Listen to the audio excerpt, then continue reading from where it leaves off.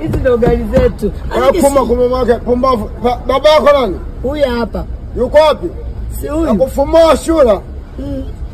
Baba yako nani? Kaka yangu huyu hapa. Baba yako huyu?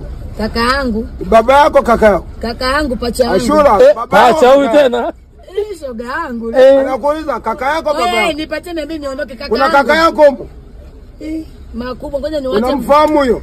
Hebu nipatie mimi niondoke hapa, yaani watu wameshavurugwa leo. Sikiliza nakuuliza.